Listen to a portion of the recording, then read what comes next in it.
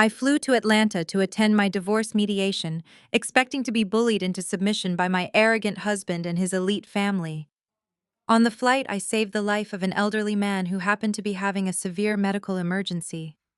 I had no idea that the fragile stranger I helped was a legendary law professor and the very man who held the keys to my husband's entire career. When my husband saw him at the courthouse, his face turned completely pale with absolute terror. Before I get into this story, let me know where you are watching from in the comments below. Hit like and subscribe if you have ever had to stand up to someone who severely underestimated your worth. I am 33 years old, and today I am supposed to walk into a courthouse in Atlanta to let my husband erase me from his life for $10,000. The plane shudders violently, hitting a pocket of dead air that sends a collective gasp through the cabin, but I do not even blink. I am staring at the glowing screen of my phone, reading the message Terrence just sent me over the in-flight Wi-Fi. Don't bother hiring a lawyer, Chloe. Just sign the settlement today and I'll cut you a check for 10 grand. Be grateful. Be grateful.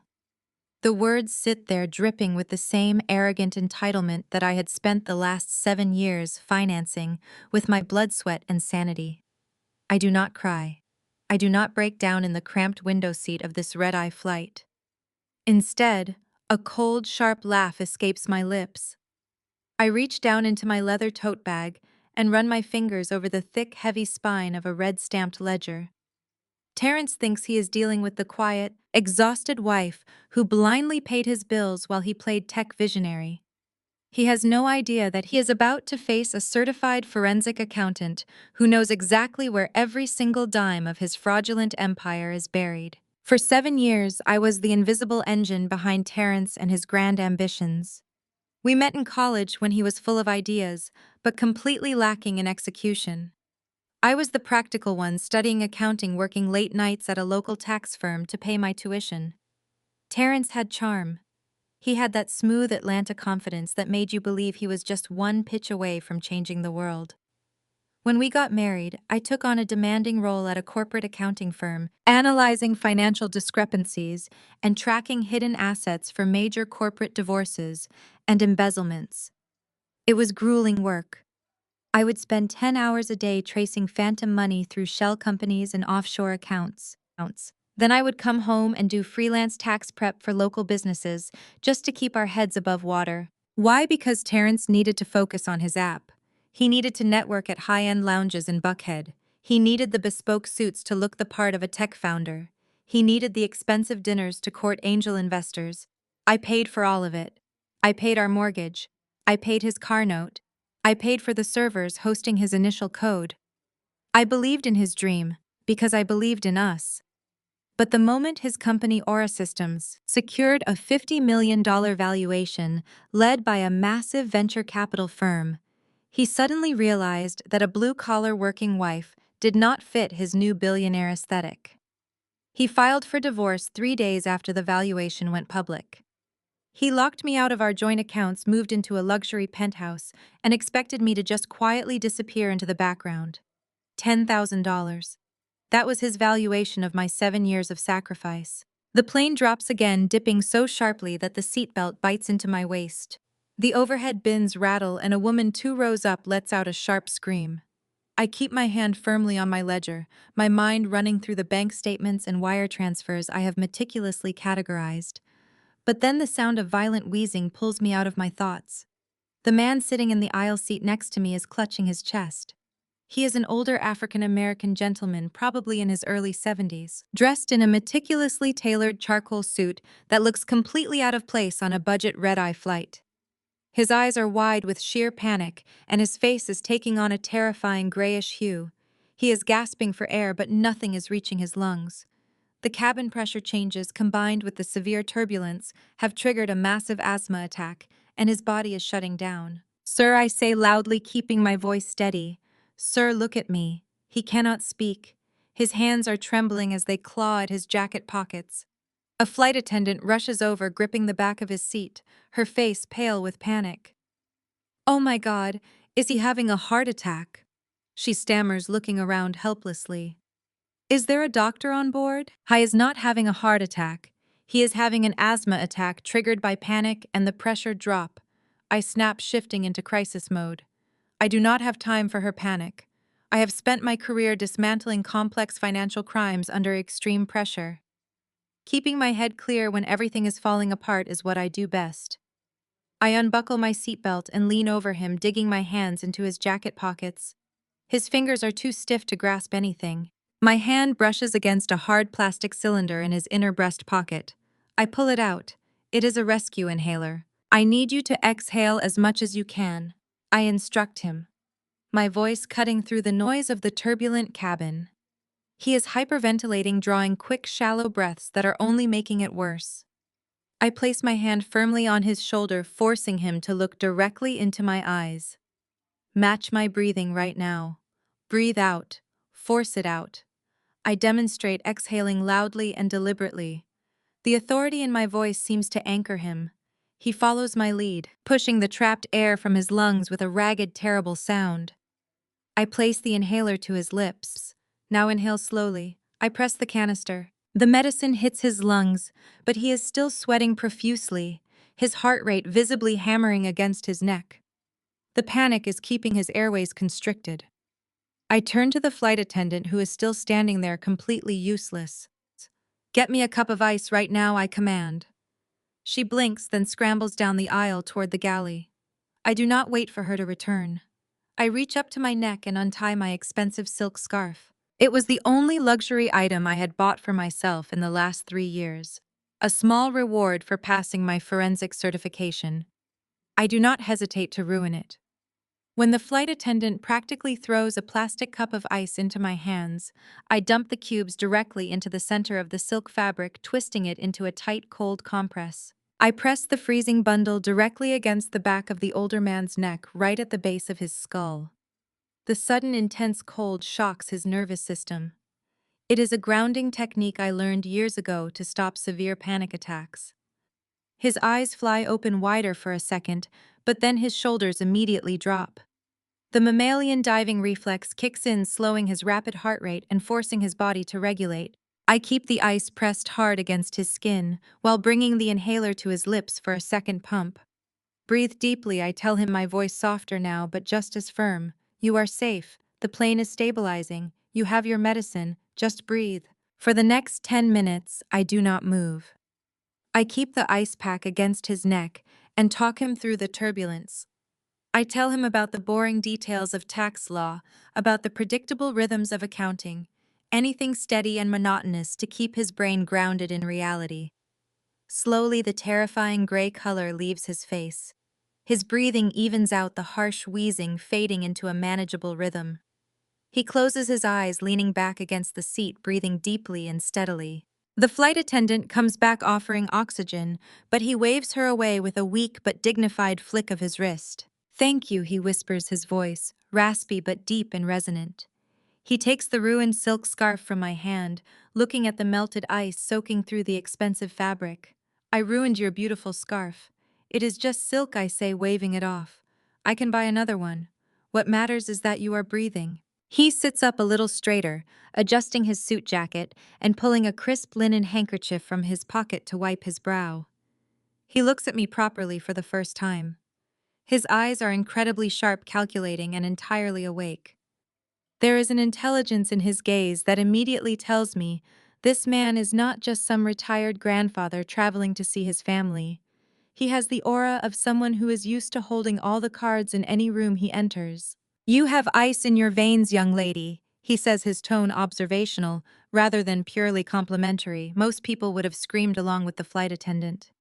"You took control of my body before my brain could even process the panic. Where did a young woman like you learn to be so fiercely composed?" I let out a dry, cynical chuckle and reached down to retrieve my phone from the floor. The screen is still glowing with Terrence's message. "I suppose you learn to handle crises when you spend 7 years cleaning up someone else's messes," I say. I do not know why I am opening up to a stranger on an airplane, but there is something remarkably grounding about this man. Maybe it is the exhaustion. Maybe it is the anxiety of the looming court battle. But I simply hand him my phone.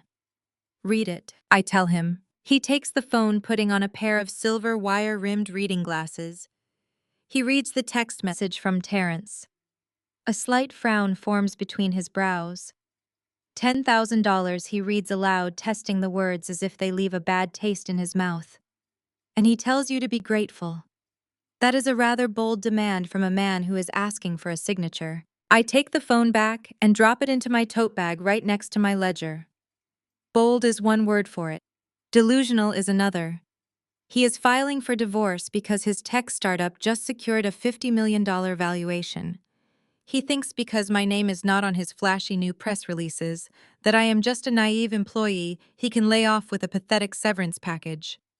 The older man leans back, evaluating me. And are you a naive employee? I look him dead in the eye. I am a certified forensic accountant.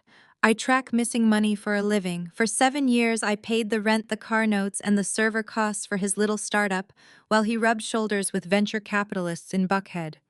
I routed his expenses, I filed his taxes, and I know exactly which shell companies his brother used to hide the marital funds he siphoned out of our joint accounts. He thinks he is walking into a simple divorce mediation today to hand me $10,000. He has no idea that I am walking in to execute a financial guillotine. A slow, genuine smile spreads across the older man's face. It is a dangerous smile, the kind of smile a predator gets right before it strikes. He chuckles, a deep rumbling sound that shakes his chest. A man who leaves his foundation behind will eventually see his house collapse, he says, his voice rich with quiet authority. It seems your husband is about to learn a very expensive lesson in structural integrity. We spend the rest of the flight talking. He introduces himself simply as Elias. He tells me he is traveling to Atlanta for some business meetings and checking in on a few investments.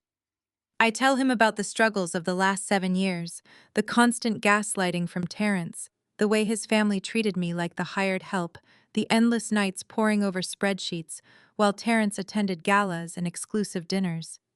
I tell him about my mother-in-law, Valerie, who always made sure to remind me that my background was too ordinary for her son's extraordinary destiny. Elias listens with intense focus, asking pointed questions about Terrence's company structure and the venture capital firm backing him. When I mention that Vanguard Capital is the lead investor, handling the $50 million valuation, Elias goes very still. His eyes glint with an emotion I cannot quite place. Vanguard Capital, he murmurs softly, tapping his fingers against his armrest. They do pride themselves on backing visionary founders. It would be a terrible shame if their latest prodigy turned out to be a fraud. The captain announces our initial descent into Atlanta. The cabin lights flicker on, and the reality of what awaits me on the ground settles heavily on my shoulders. I take a deep breath, preparing myself for the emotional warfare that is about to take place at the courthouse. I know Terrence will not be alone. He never does his own dirty work. His mother will be there, his brother Malik will be there, and Malik's insufferable wife Brittany will undoubtedly be there to look down her nose at me. The plane lands with a heavy thud against the tarmac. As we unbuckle our seatbelts, Elias stands up and retrieves a sleek leather briefcase from the overhead bin. He looks down at me, his expression unreadable but intensely focused. "My dear, you saved my life today," he says, adjusting his cuffs.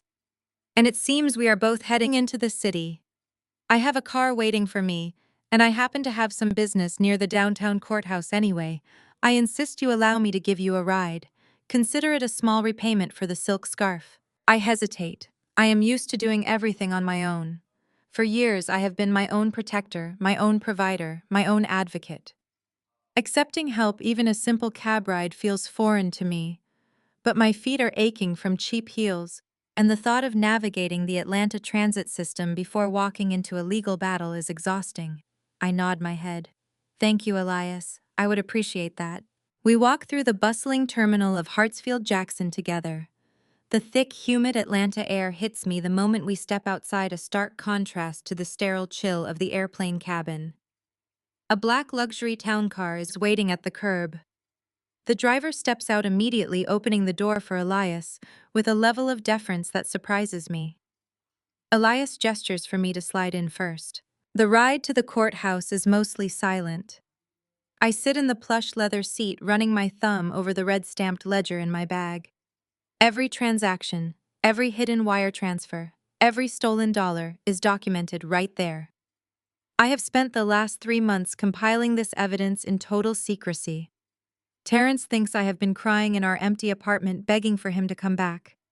He does not know I have been building a financial weapon of mass destruction. As the towering stone pillars of the downtown courthouse come into view, my stomach tightens. This is it, the end of a 7-year lie. The car pulls to a smooth stop at the curb. Elias opens his door but then turns to me. I need to grab a coffee from the cafe across the street to settle my throat after that flight, he says. Go on ahead inside. I will find you in the lobby in a few minutes. I thank him again, gathering my heavy tote bag. I step out of the car, the morning sun casting long shadows across the concrete steps. I take a deep breath, squaring my shoulders. I am not the quiet, supportive wife anymore. I am the architect of my own justice. I walk up the steps, pulling the heavy glass doors open, and step into the vast, echoing marble lobby of the courthouse. I am ready for mediation. But as my eyes adjust to the indoor lighting, I realize I am not walking into a quiet legal meeting. I am walking into an ambush. They're standing near the security checkpoint, like a royal court, waiting to pass judgment, is the welcome committee from hell. Terrence is leaning against a marble pillar, wearing a bespoke navy suit that probably cost more than my first car. Standing beside him is his mother, Valerie, her arms crossed, her face pinched in its perpetual expression of elitist disdain. Next to her is Terrence's brother Malik, looking bored and annoyed that he had to wake up early. And linking arms with Malik is Brittany, his white, wealthy, old money wife, clutching a designer handbag that screams, "I am better than you." They see me immediately. Terrence smirks, pushing himself off the pillar. The game has begun, and I am completely alone, or at least that is what they think. Terrence walked toward me with the slow, deliberate stride of a man who truly believed he owned the entire building. The marble floor echoed under his expensive Italian leather shoes. Those were shoes I had paid for 3 years ago as an anniversary gift, when he was crying about not looking professional enough for his investor pitches. Now he wore them to march over and discard me. He stopped a few feet away, looking me up and down with an expression of manufactured pity. He let his eyes linger on my sensible flats and my slightly wrinkled trench coat. I had just survived a turbulent red-eye flight and a medical emergency, but he looked at me like I was a piece of trash that had blown in from the street. "Chloe," he said, shaking his head with a condescending sigh. "I told you not to come all the way down here. I told you I could just mail you the check. Why do you always have to make things so difficult?" I kept my posture perfectly straight. My hand rested securely on the strap of my heavy leather tote bag, right where my red-stamped ledger sat waiting. "I am not making anything difficult, Terrence," I replied, my voice completely flat and devoid of the emotional hysteria he was clearly hoping to provoke. "I am simply showing up to mediation to legally dissolve this marriage. You sent me a text offering $10,000 like I am some seasonal intern you are laying off. We have assets to divide." Before Terrence could open his mouth to respond, his mother Valerie stepped forward. She moved with that rigid, elitist posture she had perfected over decades of looking down her nose at anyone who did not meet her ridiculous social standards. Valerie was dressed in a pristine ivory suit, adorned with a heavy string of pearls. She had never liked me. From the very first day, Terrence brought me home to meet his family. She made it abundantly clear that my background was deeply offensive to her sensibilities. My parents were hardworking, honest people, but they were not wealthy, and to Valerie, that was an unforgivable sin. "Assets!" She scoffed, her voice dripping with absolute venom. "What assets, Chloe? You have a glorified bookkeeping job.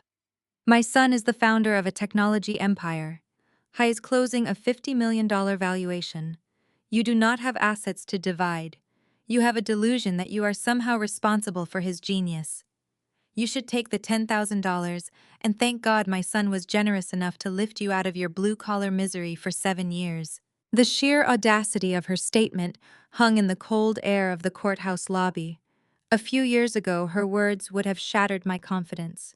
I used to shrink under her judgmental gaze, trying desperately to prove my worth to a woman who had already decided I was worthless.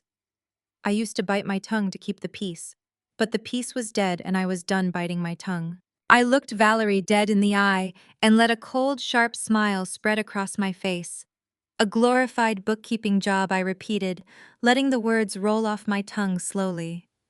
That glorified bookkeeping job is the only reason your son did not end up in bankruptcy court 5 years ago, Valerie. That blue-collar misery paid the mortgage on the house you are currently living in. Do not pretend you do not know that. I paid the utility bills, I paid his server hosting fees, and I paid for those ridiculous VIP tables at the club, so your son could pretend he was a rich tech mogul before he ever actually wrote a single line of viable code. Valerie bristled, her face flushing with sudden heat. She took a step closer to me, her perfectly manicured hands curling into fists. "How dare you speak to me that way?" she hissed, lowering her voice so the security guards near the metal detectors would not hear her. "You were always a classless girl. Terrence lowered his standards to marry you because he felt sorry for you. You were never meant for this level of success. You do not fit in our world, Chloe. You lack the grace, the pedigree, and the intellect to stand beside a man of his stature. You are an embarrassment to his new brand." I did not flinch. I did not step back. I leaned in slightly, closing the distance between us. "If my blue-collar money was so embarrassing, Valerie, why did you never hesitate to spend it?" I asked, my voice dropping to a dangerous whisper. "You certainly had enough grace and pedigree to let me pay off your personal credit card debt last Christmas when you overspent at Neiman Marcus. You did not seem to mind my lack of intellect when I spent 10 hours fixing your audited tax returns because you tried to claim your luxury vacations as business expenses. So please spare me the elitist performance. We both know you are nothing but a parasite wearing expensive pearls." Valerie gasped, placing a hand over her chest, as if she had been physically struck. Terrence immediately stepped between us, puffing out his chest in a pathetic display of masculine intimidation. "Watch your mouth, Chloe," he warned, pointing a finger in my face. "You do not get to disrespect my mother. You are standing here acting like you hold any power, but you are nothing.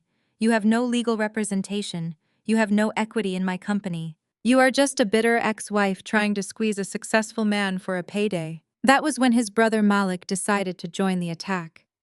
Malik stepped out from behind Terrence, crossing his arms over his chest. He was wearing a designer golf polo and a smug expression, looking like he had just strolled out of an exclusive country club.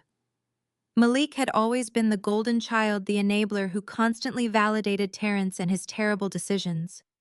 He was the one who encouraged Terrence to start hiding money. How was the one who told Terrence to dump me the moment the venture capital firm showed interest? "Look," Chloe, Malik said, using that aggressive, patronizing tone.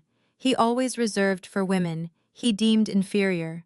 You need to stop dragging this out and embarrassing the family.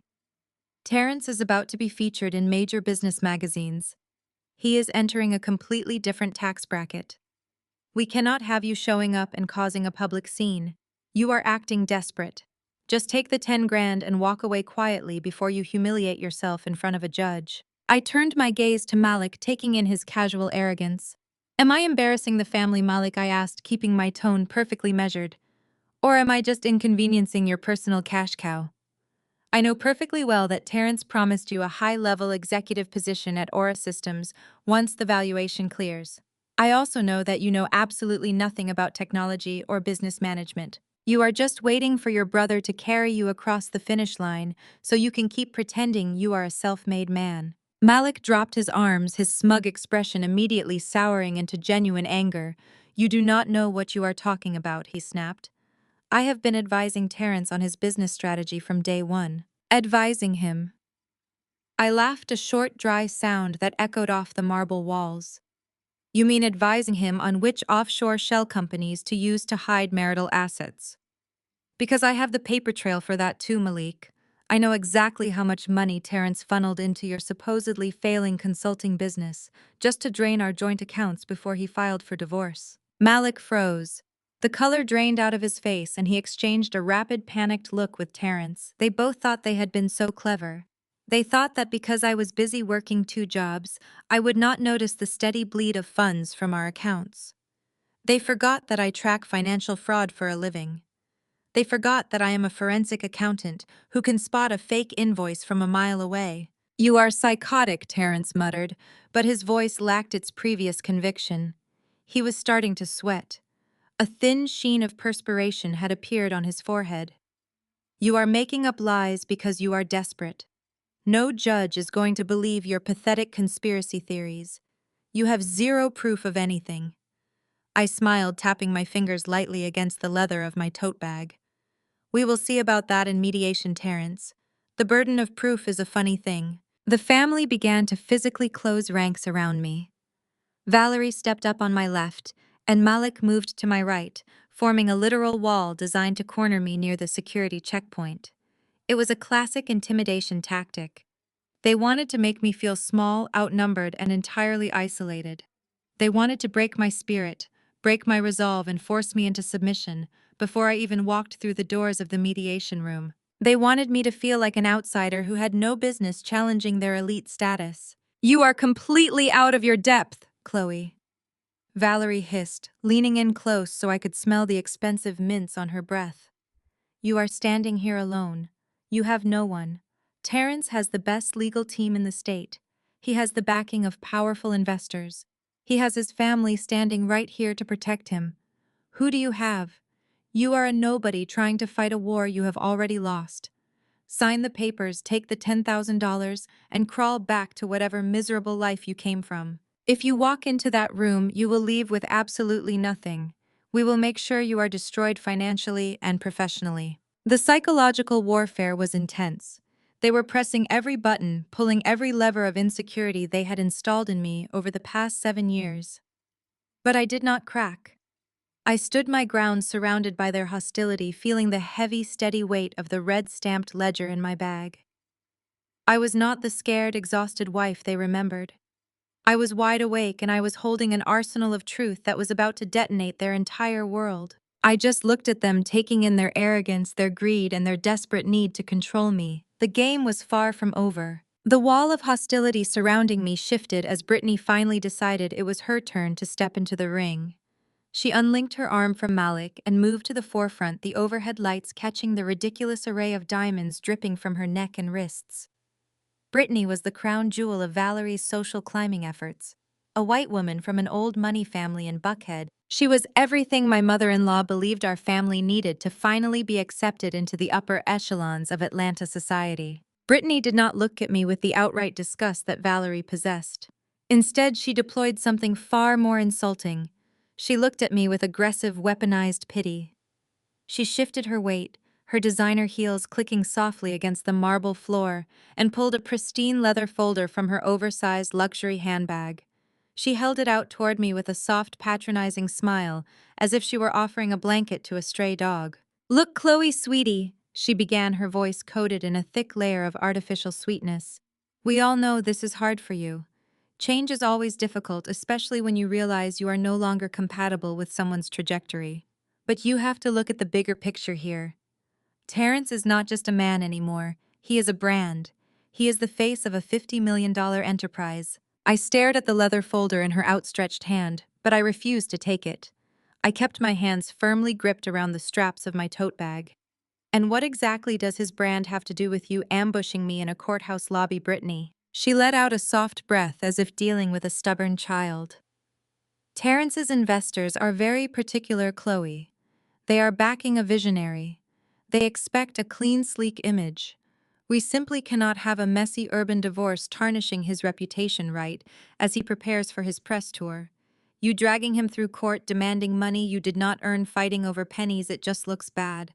It looks desperate." The sheer audacity of the phrase messy urban divorce hung in the air between us.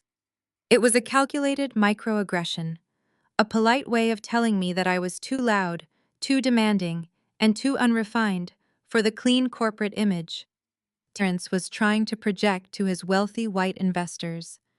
She was standing there covered in jewelry paid for by money her husband had siphoned from my bank accounts, telling me that I was the one tarnishing the family name. Brittany took a step closer, pressing the folder toward my chest. "This is a very generous settlement," she continued, her tone dropping into a conspiratorial whisper. "Terrence is willing to give you the $10,000 today, free and clear. No legal fees, no drawn-out court battles. You sign this and you can walk away and start over. I will even help you." My father is always looking for diligent, hardworking clerks at his accounting firm. I can put in a good word for you.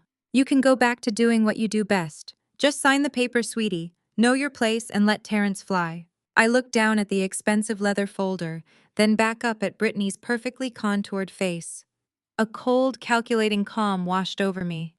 My forensic accounting brain immediately kicked in, analyzing the financial reality standing right in front of me. Brittany, I said, my voice perfectly level and devoid of any intimidation. Do you know how much that diamond tennis bracelet you are wearing actually costs? She blinked, taken aback by the sudden shift in topic. Her hand instinctively drifted up to touch the jewels on her wrist. Excuse me, she scoffed. It retails for $24,000, I stated smoothly. I know this because Malik bought it for you 3 months ago using the corporate credit card from his consulting firm. The same consulting firm that reported a net loss for the last 3 fiscal quarters. The same consulting firm that only survived this long because Terrence transferred $80,000 of marital assets into it, disguised as phantom vendor payments. So when you stand there dripping in stolen money telling me to know my place, you might want to remember who actually funded your lifestyle. Brittany went completely rigid. The artificial sweetness vanished from her face, replaced by a sudden panicked realization that I knew entirely too much about her financial reality.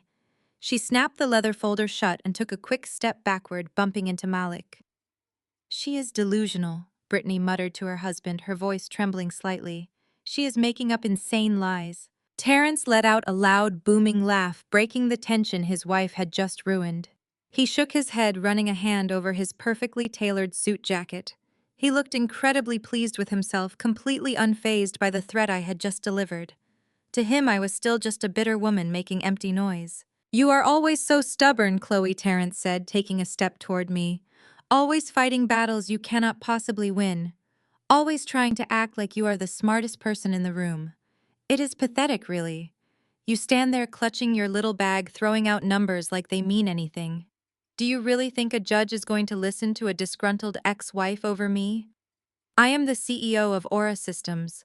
I am the man bringing $50 million of venture capital into this city. He reached into his pocket and pulled out his cell phone, checking the screen with a smug grin. I gave you a chance, Chloe. I gave you a chance to walk away with 10 grand and a little bit of dignity. But you just could not take the out. So now you get to face the consequences. He slipped the phone back into his pocket and crossed his arms, looking down at me with absolute contempt. My lawyer just walked through the security checkpoint. His name is Richard Vance. He is a senior partner at the most aggressive corporate litigation firm in Atlanta. He charges $1,000 an hour. He destroys people for a living, Chloe.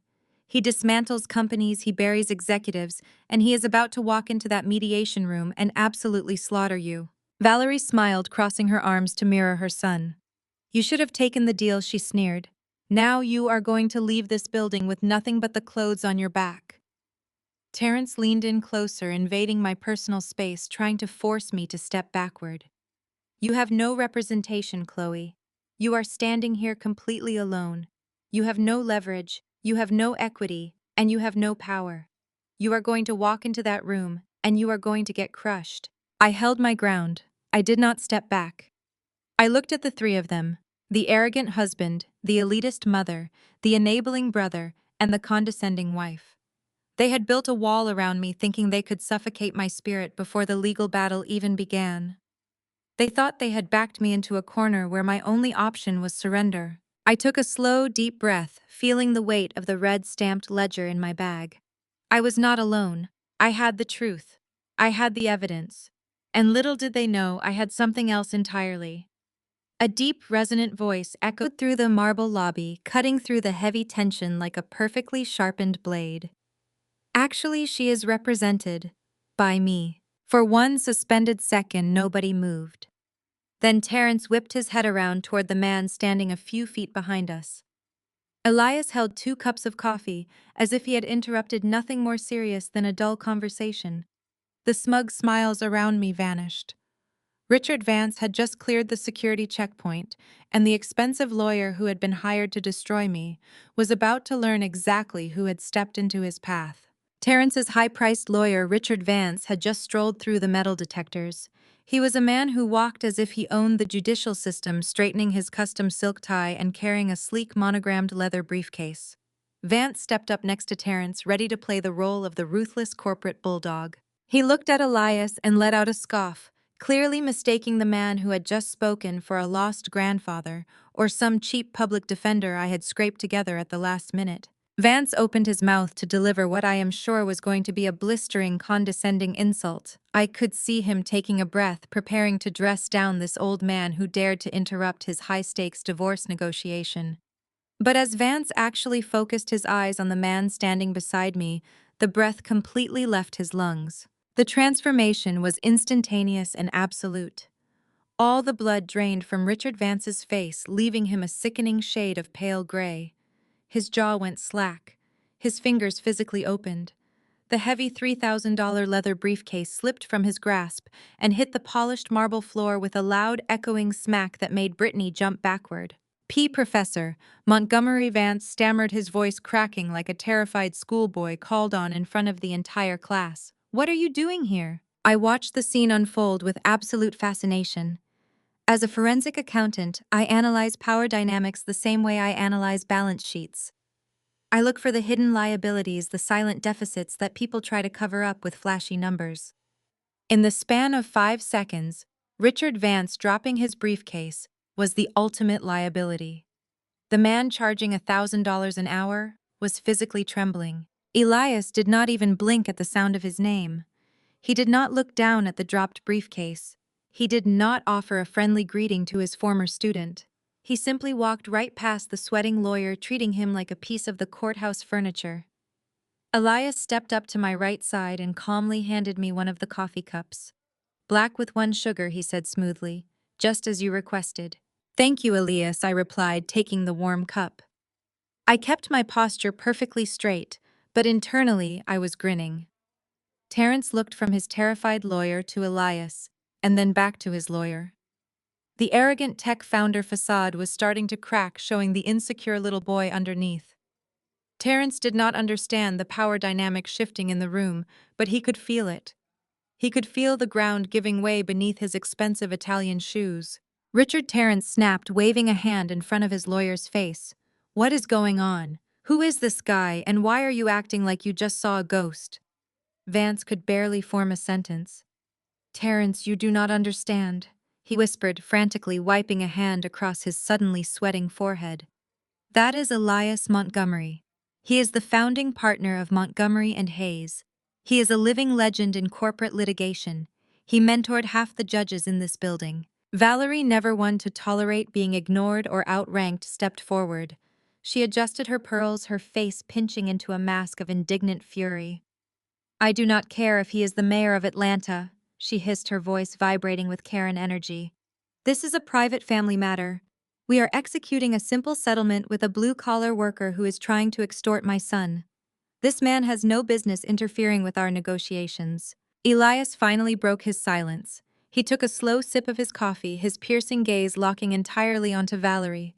The sheer weight of his stare stopped her dead in her tracks. True power does not need to shout. True power whispers, and the whole room falls silent to listen. Elias possessed the kind of quiet generational authority that made Valerie's country club elitism look like a cheap costume. "Madam Elias," began, his voice resonating with a deep, terrifying calm, "I highly suggest you lower your voice. The marble acoustics in this lobby are carrying your ignorance to every corner of the building, and it is frankly embarrassing to witness." Valerie gasped, her hand flying to her chest. "How dare you?" she sputtered, but she took a physical step backward, retreating behind Malik. Elias turned his attention to Terrence. He looked my husband up and down, evaluating him with the clinical detachment of a scientist inspecting a very disappointing specimen. So Elias said, setting his coffee cup down on a nearby marble ledge, "This is the man who values 7 years of unwavering loyalty at a mere $10,000. I must admit, Chloe, I was expecting someone with a bit more substance. He looks remarkably fragile for a man attempting to orchestrate a financial slaughter." Terrence puffed out his chest, trying desperately to regain the upper hand. He hated being talked down to. He had spent the last year surrounding himself with yes men and venture capital sycophants who validated his every breath.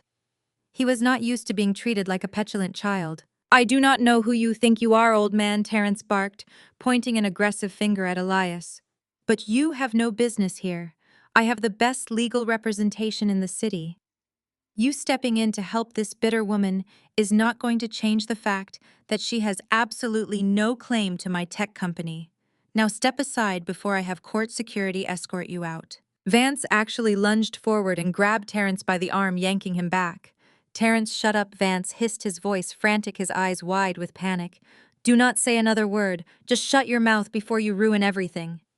Terrence ripped his arm away, looking at Vance like he had lost his mind. "What is wrong with you?" Terrence shouted. "You work for me. I am paying you to destroy her, not cower in front of her. Rent a lawyer." But Elias just smiled.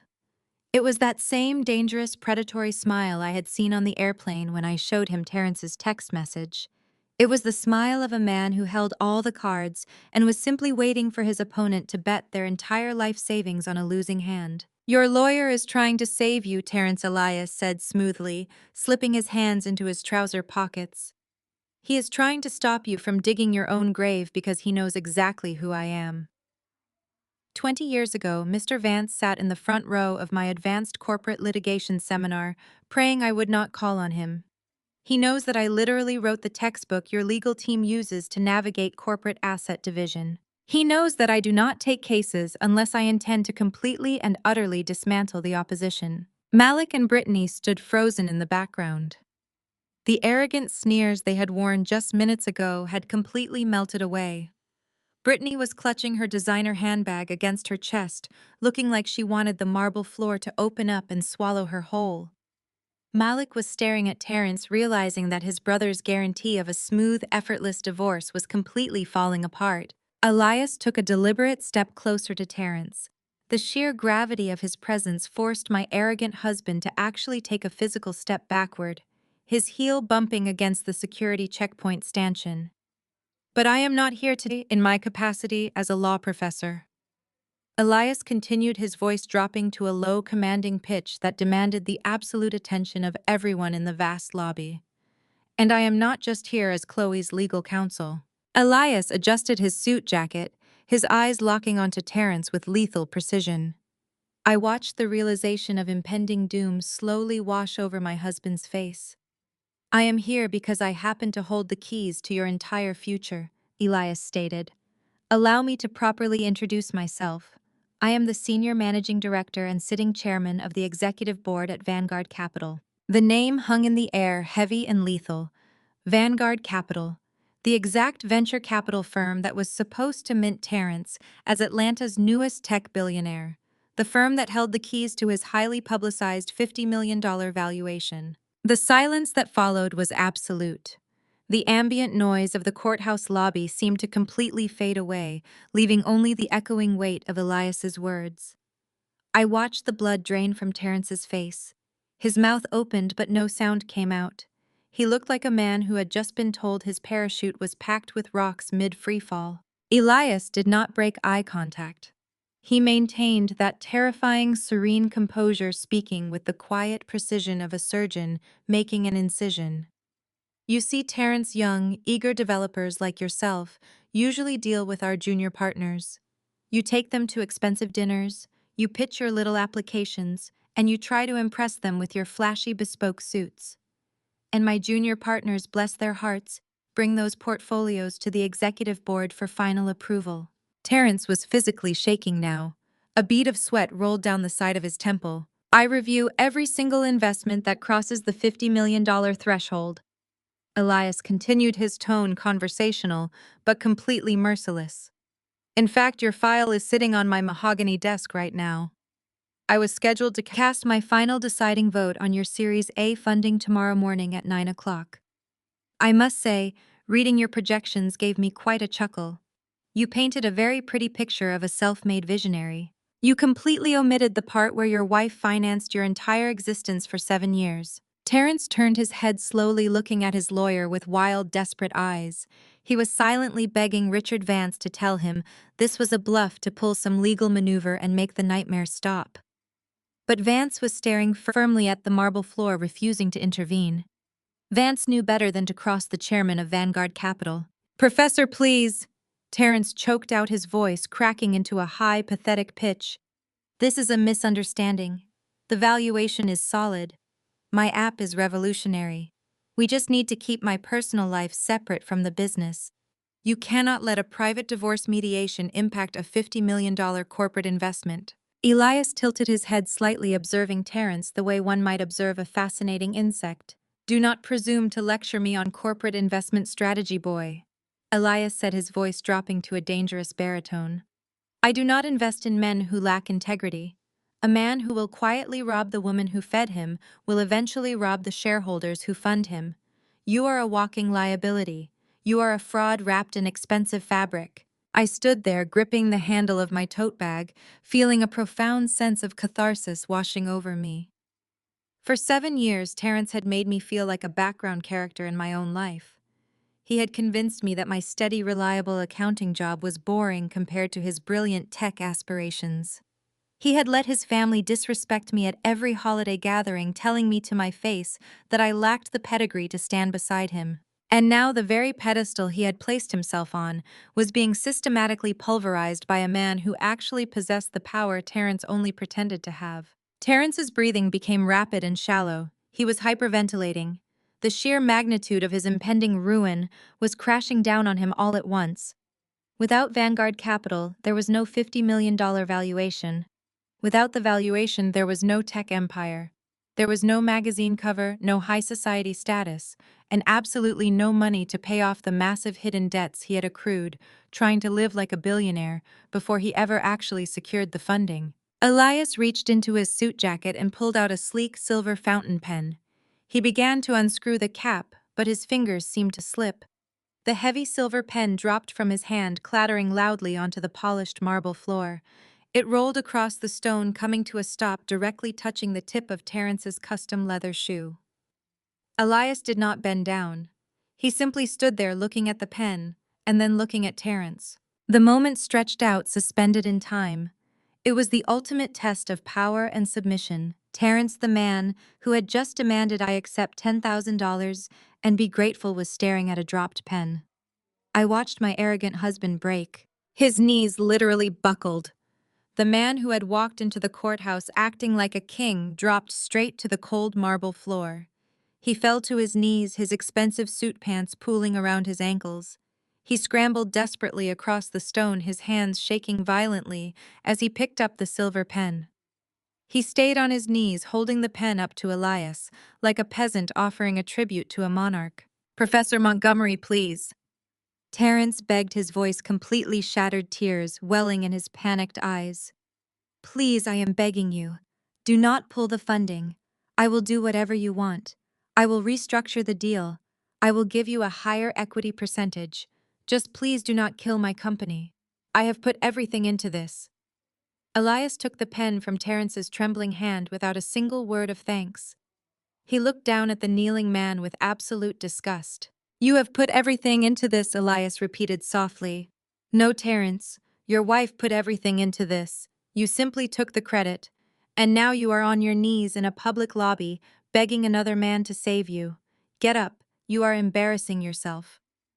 Terrence scrambled to his feet, wiping the sweat and tears from his face, completely stripped of his dignity. I looked past him at Valerie and Malik. The elitist welcome committee was completely paralyzed in shock. Valerie had a hand clamped over her mouth, her eyes wide with horror as she watched her golden child grovel on the floor. Her entire social identity was tied to Terrence's impending wealth. She had bragged to all her country club friends about her billionaire son. Now she was watching that billionaire status evaporate into thin air. Malik looked physically ill. He took a slow, cautious step backward, trying to distance himself from his brother. Malik had banked his entire future on Terrence's company. Terrence had promised him a senior executive position, a role Malik desperately needed, because his own consulting firm was practically bankrupt. Seeing Vanguard Capital prepare to walk away meant Malik's meal ticket was gone. The fake vendor invoices they had used to funnel my money were suddenly useless. The power dynamic in the lobby had completely inverted. They had tried to corner me. They had tried to intimidate me with their numbers and their high-priced lawyer, but they brought a pocket knife to a nuclear launch. I felt a quiet, powerful calm settle deep into my bones. I was not the victim here. I was the executioner, and I had not even pulled out my ledger yet. But old money entitlement is a blinding disease. It makes people believe they are immune to consequences. It makes them think that the rules applying to everyone else simply do not apply to them because of the zip code they grew up in or the maiden name they carry. Brittany stepped forward. She unlinked her arm from her frozen husband and moved toward Elias. She smoothed down her designer skirt, adjusting the heavy diamond tennis bracelet on her wrist. Brittany had grown up in Buckhead, shielded by generational wealth and a deeply ingrained white savior complex. She fundamentally believed that every powerful person in Atlanta was somehow connected to her father, and she assumed Elias Montgomery would naturally respect her family's pedigree. She thought she could network her way out of a financial catastrophe. Brittany plastered on her most charming, perfectly practiced gala smile. She extended her hand toward Elias, projecting total artificial warmth. "Professor Montgomery," she began, her voice dripping with confident privilege. "I completely understand your hesitation. Venture capital is so precarious, and you want to ensure your firm is making a sound investment. But I think there is a simple misunderstanding here that we can easily clear up." Elias did not take her hand. He simply looked at it until she awkwardly lowered it back to her side. Brittany cleared her throat, keeping the smile frozen on her face. "I am Brittany. My father is Charles Kensington of Kensington Financial. I know he plays golf with several of the senior partners at Vanguard Capital. I am sure if my father made a quick phone call to the board, we could smooth over any concerns you have about Terrence's personal life. We can ensure the press stays completely focused on the technology and not on this unfortunate urban divorce dispute." She looked at me briefly, a quick dismissive glance before turning her attention back to Elias. "My family has very deep ties to the Atlanta business community, Professor. We are personally vouching for Terrence. I assure you, Aura Systems is a pristine investment. We just need to handle Chloe quietly, and everything will proceed exactly as Vanguard Capital desires." I watched Brittany play her final card, fully expecting Elias to nod politely and acknowledge her wealthy father. She stood there, radiating condescension, entirely confident that her name-dropping was about to save her husband's family and secure their $50 million future. She had no idea she had just handed Elias the exact weapon he needed to destroy her completely. Elias finally looked at Brittany, as if he had only just decided she was worth acknowledging. The polite smile on her face tightened under his silence. He repeated her father's name slowly. "Charles Kensington. Kensington Financial." For the first time since she stepped into the lobby, Brittany seemed uncertain whether the name she had used like a master key was actually going to open the door she wanted. "You said your father is close to the senior partners at Vanguard Capital," Elias said. "That is an interesting version of history." Brittany blinked.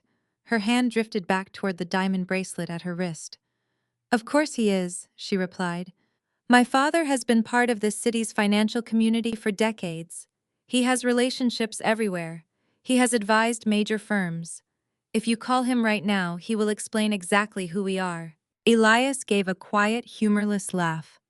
"I do not need to call Charles Kensington. I know him far better than you appear to know his professional history." The confidence drained from Brittany's expression by degrees. Malik shifted beside her and looked from his wife to Elias. Terrence stopped wiping the sweat from his forehead. Even Valerie went silent. Elias took one deliberate step forward.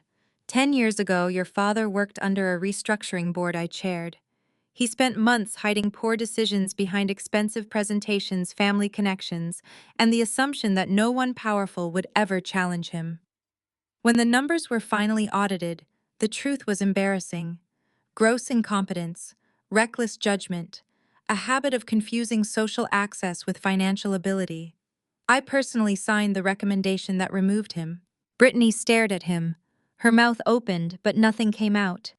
"Removed him," Elias repeated. "Fired him, if you prefer a simpler word." The words hit her harder than any insult I could have delivered. The woman who had spent the morning speaking to me like I was a clerk beneath her social class suddenly looked as if the marble floor had shifted under her heels. She had walked into this courthouse believing her father's name was armor. Elias had turned that armor into evidence of humiliation with 2 sentences. "That is not true," Brittany finally said, but the confidence was gone from her voice. "My father left that position voluntarily." "No," Elias replied. "He was allowed to describe it that way publicly, because the board saw no value in humiliating his family. Do not mistake professional discretion for approval, and do not ever use his name to imply influence over Vanguard Capital in front of me again." Malik reached for Brittany's elbow, trying to pull her back. She jerked away from him, her face burning. Valerie looked horrified, not because Brittany had been cruel to me, but because another pillar of the social hierarchy she worshipped had just collapsed in public. Terrence moved quickly, desperation overriding what remained of his pride. "Professor, there has clearly been a misunderstanding," he said. "Brittany should not have brought her father into this. Chloe is emotional.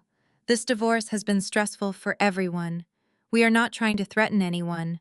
We are finalizing a fair settlement, and then we can all move on." I almost laughed.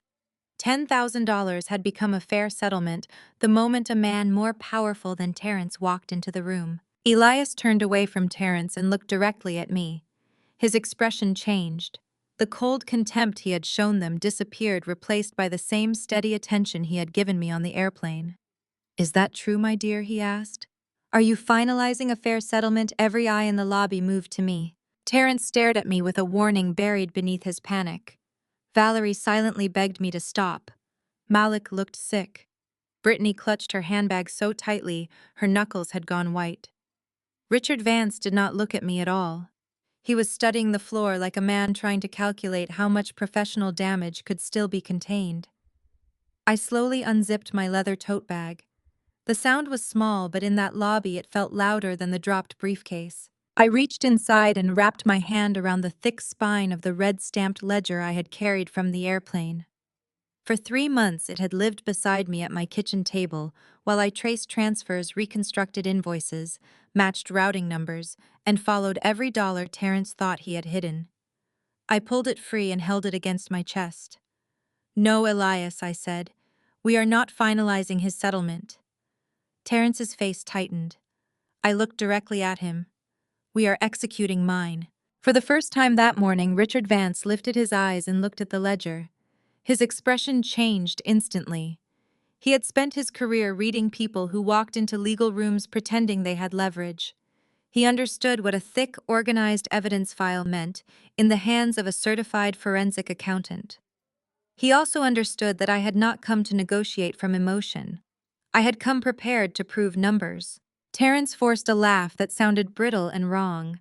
"It is a notebook, Chloe. You are putting on a show. Then you should have nothing to worry about," I replied.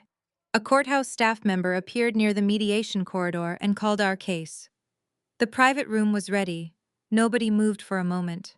The balance of power had changed so completely that the same family who had surrounded me minutes earlier now seemed afraid to enter the room with me. Valerie no longer stood on my left. Malik no longer blocked my right. Brittany had stopped trying to hand me papers. Terrence did not tell me to know my place. They stepped aside. Elias gestured toward the corridor. "After you." I walked first. I passed Terrence without looking at him, and headed toward the heavy oak doors with the red-stamped ledger tucked under my arm.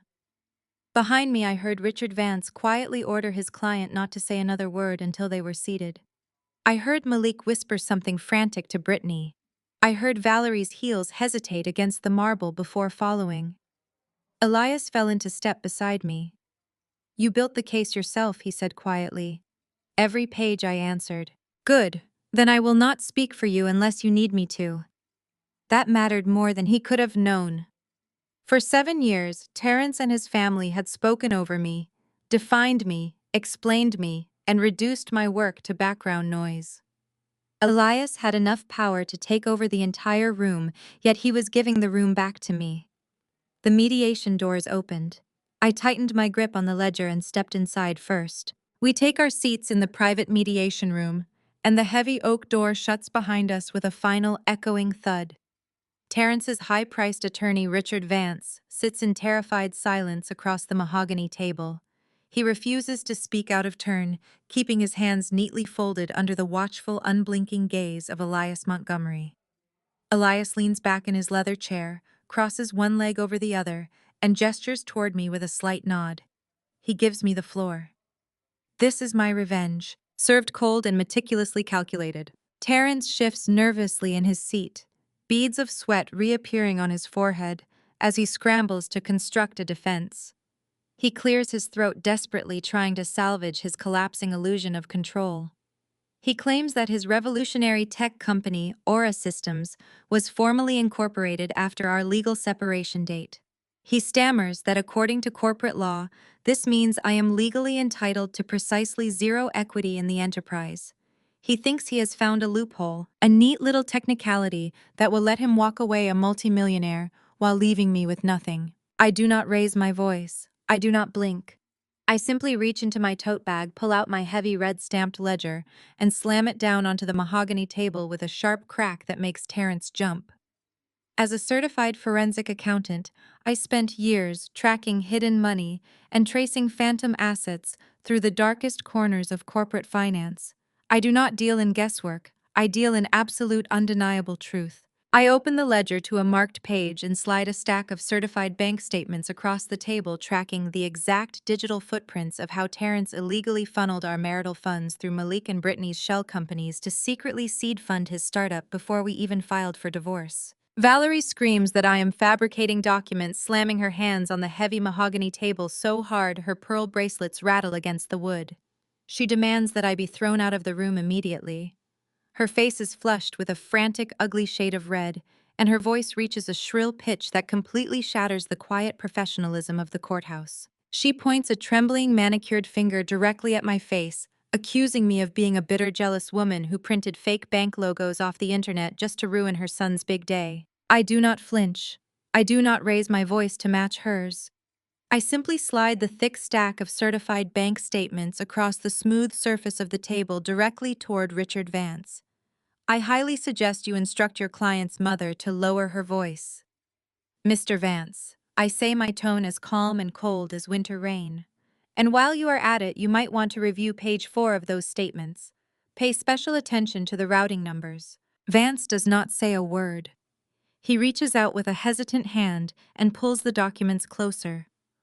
The room falls into a tense, suffocating silence as the high-priced corporate lawyer begins to read.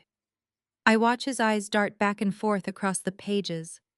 I watch the precise moment his legal brain processes the magnitude of the financial crimes sitting right in front of him. A thick bead of sweat rolls down the side of his face. He knows exactly what he is looking at. He knows these are not internet printouts. They are subpoenaed, certified financial records carrying the official seal of a federal banking institution. Let me walk you through it, Terrence, I say, leaning back in my chair and resting my hands on the table. On August 12th of last year, you withdrew $40,000 from our joint savings account. When I asked you about it, you told me it was a necessary server upgrade for the app. But the money did not go to a tech company. It went to a limited liability company called Apex Consulting, a company that, according to state tax records, is wholly owned by your brother Malik. Malik jerks in his seat, his eyes widening in sudden panic. He opens his mouth to deny it, but I do not give him the chance to speak. 2 weeks later, I continue, my voice steady and relentless. Another $35,000 was wired from my personal investment account to a marketing firm registered under Brittany's maiden name. You disguised the transfers as vendor payments for promotional services that were never actually rendered. You created fake invoices. You generated dummy receipts. You thought you were so incredibly clever. You thought that because I was working 14-hour days, doing emergency tax prep for local businesses to keep a roof over our heads, I would not notice the steady bleed of funds from my own household. Brittany looks like she is going to be sick. She grabs Malik's arm, her perfectly manicured nails digging into his expensive golf shirt. You told me those transfers were clean, Malik. She hisses, her voice dropping into a terrified whisper. You told me it was just an early investor payout. I did not just notice the missing money, Terrence, I say, ignoring the panic erupting between his brother and sister-in-law. I tracked it. I tracked every single dime you stole from me. I followed the digital footprints through the shell companies, through the fake vendors, right into the seed funding accounts for Aura Systems. You used marital assets and my personal income to fund your tech startup without my knowledge or consent. That is not just a messy divorce, Terrence. That is federal wire fraud and embezzlement. Richard Vance takes off his glasses and pinches the bridge of his nose. He looks at his client with a mixture of professional disgust and absolute horror. Terrence, you told me the seed money was sourced from private angel investors. Vance says, his voice tight with suppressed anger. You signed a sworn legal affidavit stating there was no commingling of marital assets in the foundation of your company. Terrence is hyperventilating now. His chest is heaving under his bespoke navy suit. He looks wildly around the room, searching for an exit, a lifeline, an excuse. He looks at his mother, but Valerie is completely frozen, staring at the bank statements as if they are covered in poison. Terrence looks at Elias Montgomery, who is sitting quietly at the end of the table, taking a slow, deliberate sip from a glass of water, looking completely unfazed by the destruction happening in front of him. Finally, Terrence looks back at me. The arrogant swagger is completely gone. In its place is the desperate, cornered energy of a man who knows he has been caught. Fine, Terrence snaps, his voice cracking with desperation. Fine, Chloe. You proved I moved the money. You want your $75,000 back. You will get it. I will pay you back every single cent with interest.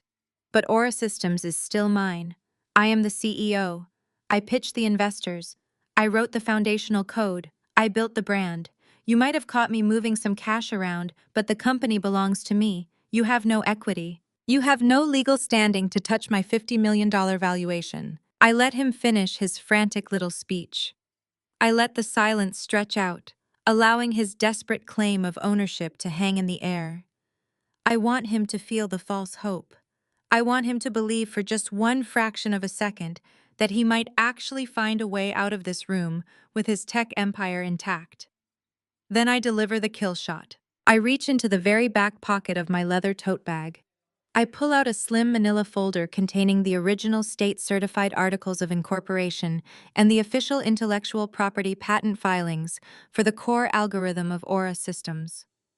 I place the folder gently on the mahogany table and slide it directly toward him. You have a very selective memory, Terrence, I say, keeping my voice dangerously soft.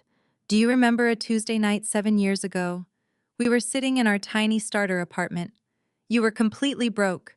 Your credit score was in the absolute gutter because you refused to pay the loan on that ridiculous sports car you bought right out of college.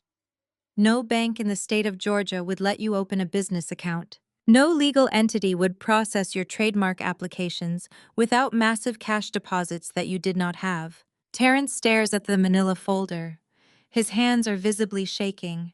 He knows exactly what is in that folder, but his brain is refusing to accept the reality of the situation. You were crying that night, Terrence. I continue, stripping away the last remnants of his fake billionaire persona. You were crying because you thought your big tech dream was over before it even started. So I fixed it for you. I used my pristine credit. I used my clean financial history. I registered the foundational limited liability company. I filed the initial intellectual property patents for the software algorithm. I paid the state fees with my own paycheck.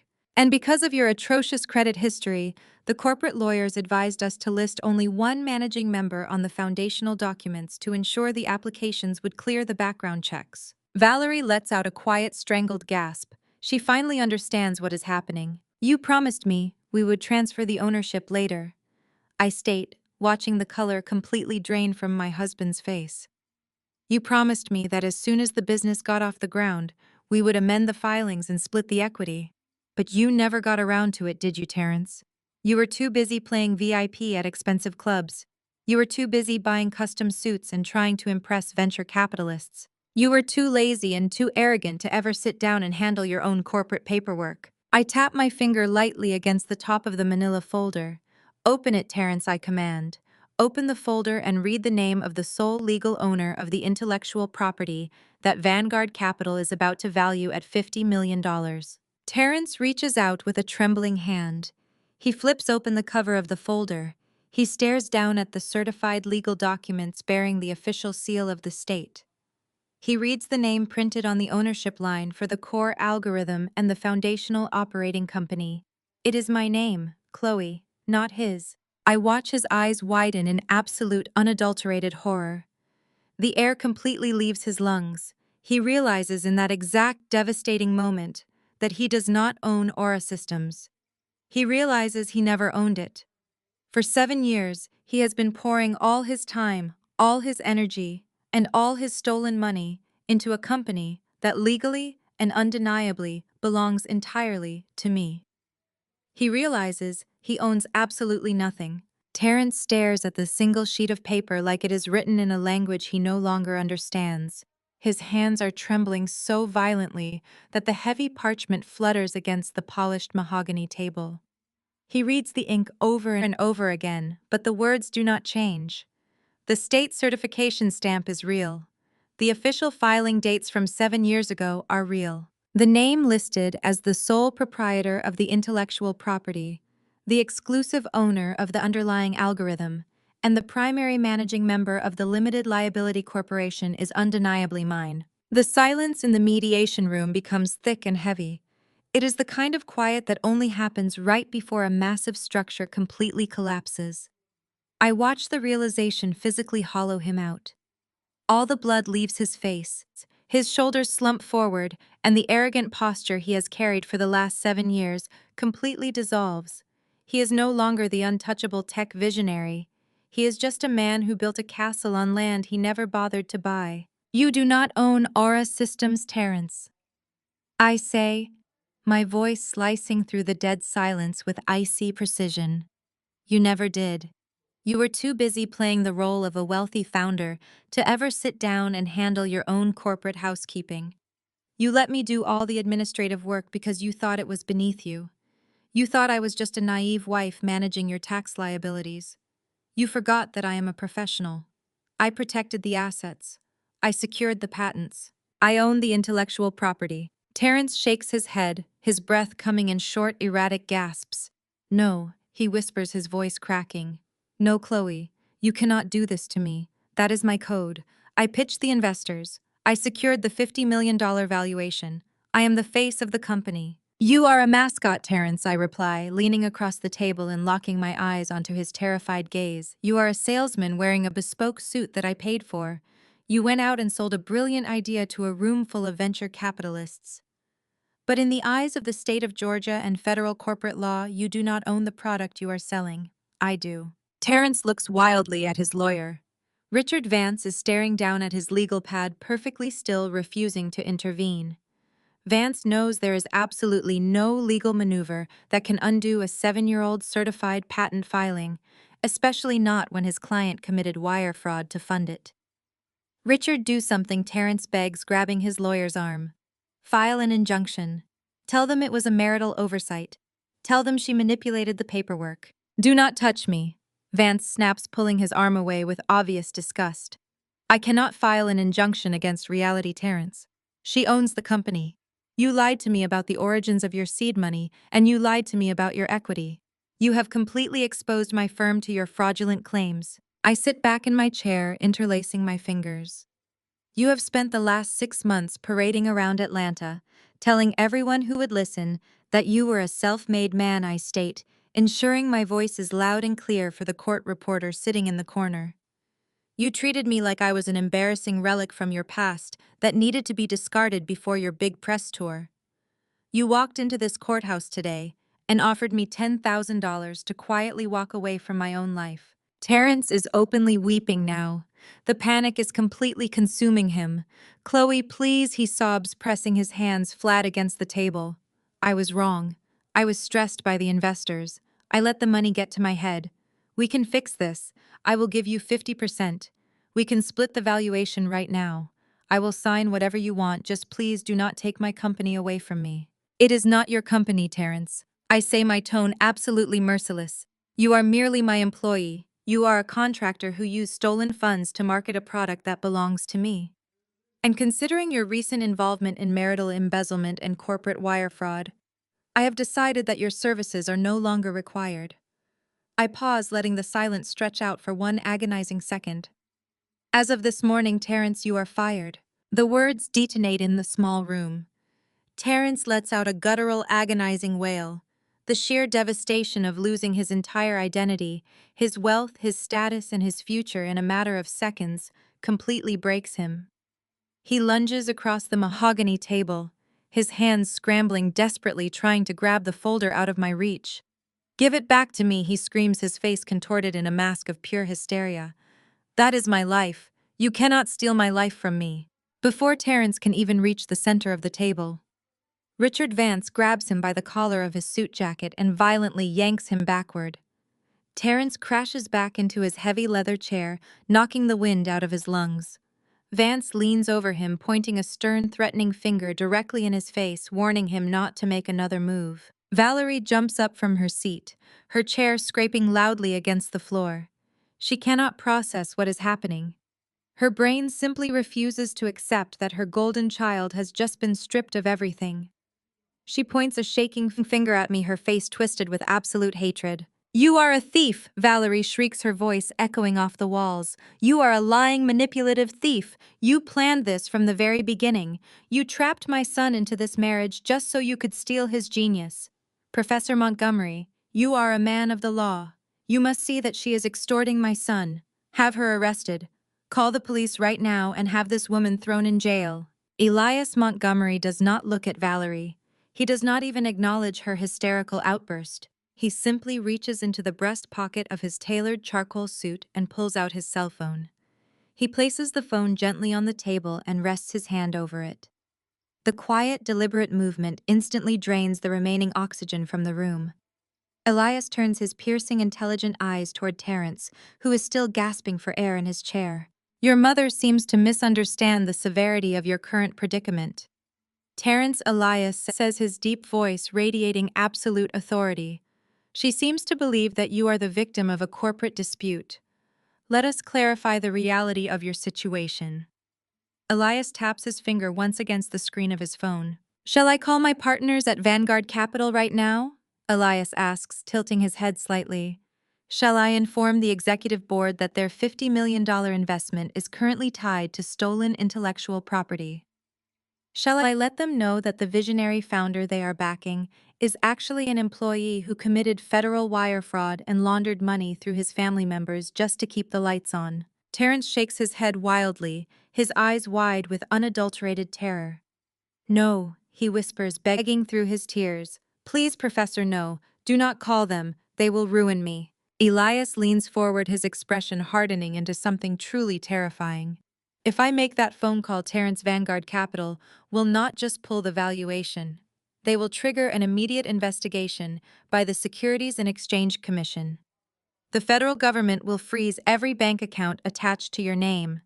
They will freeze every account attached to the shell companies you used. They will audit your brother, and they will audit your wife's wealthy family." The room goes entirely still. The threat of federal charges hangs over the table like a guillotine waiting to drop. The realization that they are all legally exposed completely shatters the arrogant alliance my in-laws had built. The wealthy, untouchable family is suddenly realizing they are all trapped on a sinking ship. The absolute silence in the mediation room lasted for exactly 3 seconds before the entire facade of their wealthy, untouchable family completely disintegrated.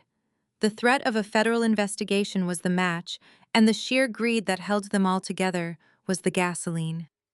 Brittany was the first to break. The pristine, arrogant composure she had worn in the courthouse lobby vanished entirely.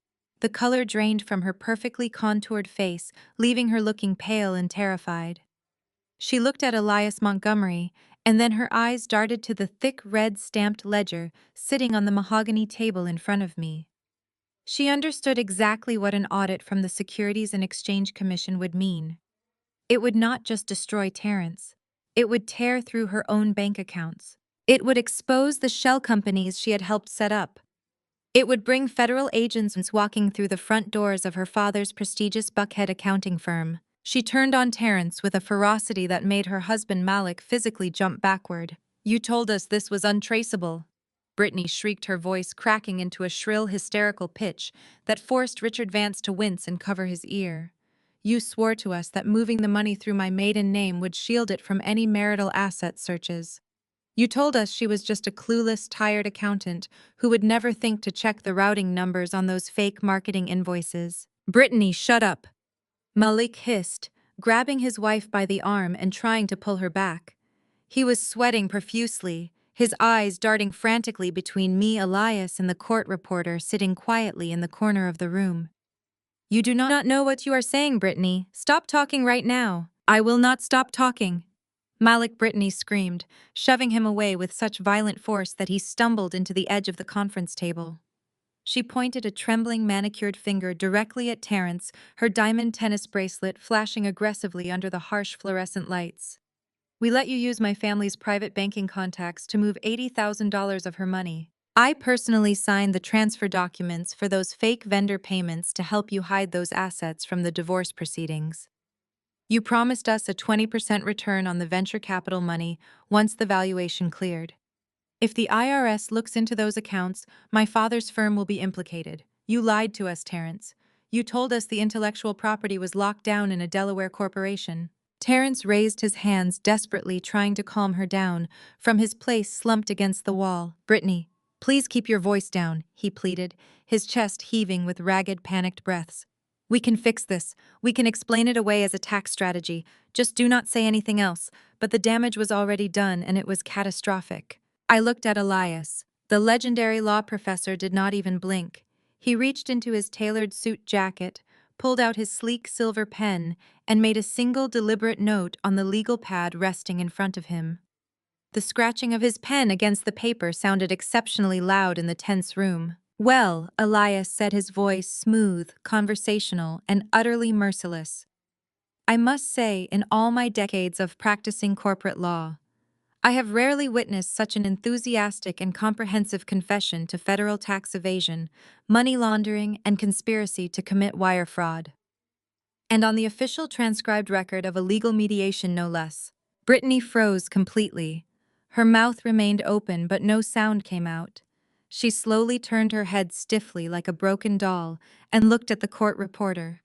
The stenographer had been sitting invisibly in the corner the entire time, her fingers flying rapidly across her machine, capturing every single hysterical word Brittany had just screamed into the room. The little mechanical clicks of the stenography machine suddenly sounded like a ticking time bomb. Brittany realized in that exact devastating moment that she had just handed a federal prosecutor a neatly wrapped confession. She had just admitted to signing fraudulent documents. She had implicated her father's elite accounting firm. She had just destroyed her marriage, her wealth, and her freedom, all because she could not control her panic. She let out a quiet, strangled gasp, her hands flying up to cover her mouth. Her knees gave out and she sank into the nearest leather chair, staring blankly at the wall as the impending reality of federal prison swallowed her whole. Malik panicked. The arrogant country club demeanor he had weaponized against me in the lobby completely evaporated. The false bravado was replaced by the primal cowardly instinct of a man desperate to save his own skin. He realized that Terrence was a sinking ship, and Malik had no intention of drowning with him. He turned on his brother instantly, severing whatever twisted loyalty they shared. "This is your fault!" Malik yelled, closing the distance between them. He grabbed Terrence by the lapels of his ruined bespoke navy suit and yanked him forward. Terrence stumbled, completely caught off guard by his own brother's physical aggression. "You dragged us into this garbage!" Malik spat, shaking him violently. "I told you not to mess with the corporate filings. I told you to pay her off months ago. I told you to give her whatever she wanted so we could secure the venture capital money. But you had to be greedy. You had to play the big shot tech founder, acting like you were the smartest guy in Atlanta. You ruined my life, Terrence. You ruined my consulting firm. Malik, you helped me set up the offshore accounts." Terrence cried, his voice breaking into a humiliating whine as he tried to pry his brother's hands off his suit. "You took a cut of everything we moved out of my joint savings. You told me it was a brilliant strategy. You said we were in this together." "I did not know you stole the initial company registration," Malik shouted, his face twisted with pure rage. He shoved Terrence backward with all his strength. Terrence crashed into the whiteboard, sending a tray of dry erase markers clattering to the floor. "I am not going to federal prison because you were too lazy to file your own paperwork. I have a life. I have a reputation in this city. I am done with you. We are all done with you." Terrence slid down the wall, landing in a pathetic weeping heap on the carpet. He reached out, trying to grab Malik's pant leg, begging him not to walk away, but Malik kicked his hand aside with absolute disgust. The brotherhood built on greed and elitism had lasted exactly as long as the money did. The moment the funds evaporated, they tore each other apart like starving animals fighting over scraps.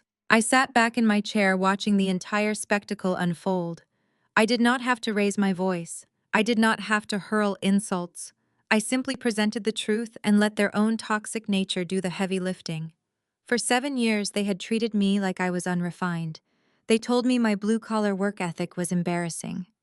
They told me I lacked the grace and pedigree to exist in their high society circles. Yet here they were screaming, shoving, and betraying each other in a public courthouse, looking exactly like the uncultured street thugs they always accused me of being. My honest hard work was the only thing keeping me out of a federal indictment right now. Their generational wealth and elite status had proven to be nothing more than a fragile shield hiding massive financial crimes. Richard Vance, the lawyer who charged $1,000 an hour to destroy people, was hastily shoving documents into his briefcase. He wanted absolutely no part of this disaster. His ethical obligations as an attorney were dangerously close to being breached simply by sitting in a room while his clients openly discussed their money laundering strategies. He snapped the latches of his briefcase shut, refusing to make eye contact with Terrence, who was still sobbing on the floor. The room was in total shambles. Brittany was hyperventilating in her chair, her face buried in her hands. Malik was pacing back and forth, pulling at his hair, muttering frantically to himself about how he was going to explain this to his father-in-law. Terrence was completely broken, stripped of his tech visionary costume and reduced to a weeping, terrified criminal facing total ruin. Then there was Valerie. Throughout the entire explosion, Valerie had remained completely frozen. She had watched her two golden boys turn on each other with physical violence. She had watched her wealthy, connected daughter-in-law inadvertently confess to federal tax fraud. She had seen her entire world, her country club status, her bragging rights, and her elite future burn to the ground in a matter of minutes. The illusion of her flawless high society family was entirely shattered. Desperation is a powerful thing. It strips away pride. It strips away the elitist sneer. When all the money is gone and the threat of prison is looming, arrogance is the first casualty. Valerie slowly turned her head and looked at me. The venom and disgust she had worn in the lobby were completely gone. Her expensive pearl necklace seemed to weigh her down. Her eyes were wide, glassy with desperate tears, and her lower lip was trembling violently. She realized that the only person in the room who held any actual power to stop this catastrophe was the woman she had spent 7 years treating like garbage. She realized I held the executioner's blade, and she was about to do the one thing I never thought I would witness in my lifetime. She prepared to beg. Valerie took a slow, trembling step away from the wall. Her expensive pearl necklace, which usually sat against her collarbone like a badge of aristocratic honor, now seemed to weigh her down like a chain of lead. The haughty elitist sneer that had permanently resided on her face for the last 7 years had completely evaporated. In its place was a mask of sheer, unadulterated terror. She looked at her two sons, who were currently destroying each other across the room. She looked at her wealthy daughter-in-law, who was slumped in a chair hyperventilating over the prospect of a federal tax audit. Then she looked at the heavy red stamped ledger sitting under my hands. She realized that her entire world, her country club status, her bragging rights, and her luxurious retirement plan was actively burning to ashes. And she realized that the only person holding a bucket of water was the woman she had spent almost a decade treating like dirt beneath her shoes. Valerie closed the distance between us. Her eyes were wide and glassy, pooling with thick, desperate tears. Her lower lip quivered violently as she reached out with both hands, extending them toward me across the polished mahogany table. It was a gesture of complete submission. The matriarch of the family, the woman who had pointed me toward the service entrance at her holiday parties, so her prestigious friends would not have to mingle with the blue-collar help, was openly weeping in front of me. "Chloe, please," Valerie begged, her voice cracking into a pathetic, high-pitched sob. "Chloe, my sweet girl, You cannot do this. You cannot destroy us like this. We are family. I sat perfectly still. I did not lean away from her reaching hands, but I certainly did not reach out to meet them. I just stared at her, letting the sheer audacity of her words hang in the cold air of the mediation room. You and Terrence have been together for so long. Valerie cried, tears spilling over her eyelashes and ruining her immaculate makeup. You loved each other. You built this dream together. Please, I am begging you as a mother, do not destroy my son. He made a mistake. He was just stressed by the investors and the pressure of the tech industry. The money confused him. But he is a good man at heart. You know he is. Please, Chloe, remember all the good times we shared. Remember the love in this family. Do not throw it all away over a moment of anger. I looked at the woman pleading with me. I searched my own heart, expecting to feel a flicker of sympathy or perhaps a twinge of satisfaction at seeing my greatest bully finally brought to her knees. But I felt absolutely nothing for her. There was no pity. There was no joy. There was only a cold, absolute clarity. I had spent years twisting myself into knots trying to earn a single word of validation from this woman. I had smiled through her passive-aggressive insults. I had paid off her secret credit card debts when she overspent at luxury boutiques. I had endured her constant reminders that my background was too ordinary for her extraordinary son. And now she wanted me to remember the good times. Remember the good times, Valerie? I asked, my voice perfectly level, slicing through her theatrical sobbing with razor-sharp precision. That is a fascinating request. Which good times would you like me to recall? Valerie swallowed hard, her outstretched hands trembling in the empty space between us. She tried to force a warm maternal smile, but it contorted into a grimace of pure panic. We have had so many wonderful holidays, Chloe, she stammered. We welcomed you into our home. Let us talk about the holidays, then I stated, locking my eyes onto hers, refusing to let her look away. Let us talk about Thanksgiving dinner 4 years ago. Do you remember that night, Valerie? The color completely drained from her already pale face. She lowered her hands, taking a tiny, involuntary step backward as if I had physically struck her. Let me refresh your memory. I continued enunciating every single syllable so the court reporter in the corner could capture every word. I had just finished working a 14-hour double shift doing emergency corporate tax prep. I was exhausted to my very bones.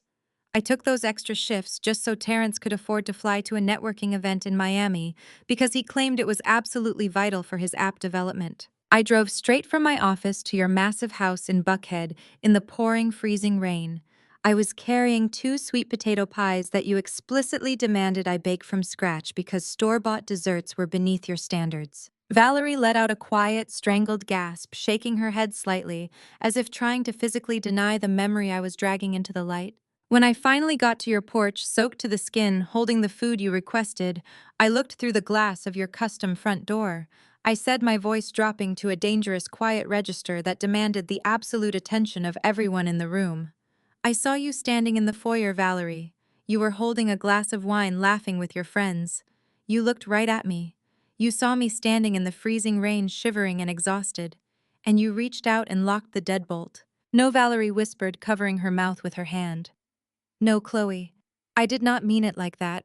I thought you were dropping them off. You stood behind the glass and mouthed the words to me. I continued, ignoring her pathetic attempt to rewrite history. You looked me dead in the eye and mouthed the words, "The house is full of actual family tonight." The silence in the mediation room was absolute. Terrence, who had been sobbing on the floor, suddenly went completely quiet, looking up at his mother in shock. Even Malik and Brittany stopped their frantic arguing, turning to stare at the woman who had orchestrated the cruelty. Elias Montgomery sat at the end of the table, his hands steepled under his chin, watching me deliver the execution with a look of profound, silent respect. You left me on the porch in the freezing rain, Valerie. I said, my words striking like hammer blows. You made me walk back to my car with my soaking wet clothes, and you made me eat my Thanksgiving dinner alone in the driver's seat, while you and your actual family feasted inside on the money I provided. You made sure I knew beyond a shadow of a doubt that I would never belong to your elite circle. You made sure I understood that my only purpose was to fund your lifestyle from the outside. Valerie was shaking her head back and forth, weeping uncontrollably. She reached out to grab the edge of the mahogany table, trying to steady herself as her entire world collapsed under the weight of her own undeniable cruelty. "Chloe, please," she gasped. "I was wrong. I was so arrogant. I am so sorry. I will do anything. We can start over. You are my daughter. You are family." I leaned forward, placing my hands flat on the table, commanding the physical space between us. "You wanted me out of the family, Valerie. Wish granted. But I am taking my house, my company, and my dignity with me." Valerie let out a loud, agonizing wail. The sheer finality of my words broke whatever remaining spirit she had left.